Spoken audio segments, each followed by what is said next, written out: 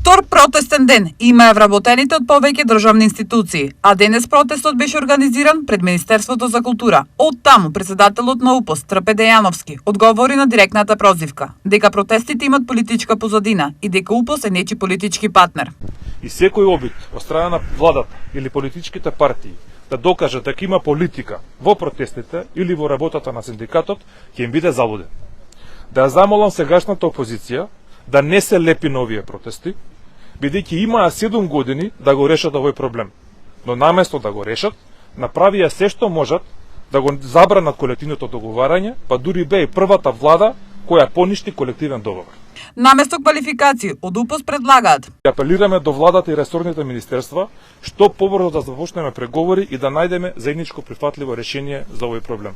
Денешниот тематски протест се однесуваше на вработените во Министерството за култура и образование, каде вработените изнесоа за колкави плати работат. Сакам да ви информирам дека платите на 70% од вработените во Министерството се под просечната плата во Република Македонија, а разликата со платите на вработените на истите позиции во државните органи кои го добија додатокот на основната плата е 30%.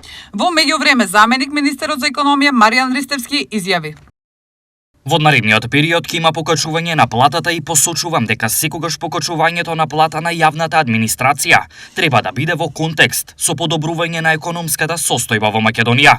Изјави Ристевски.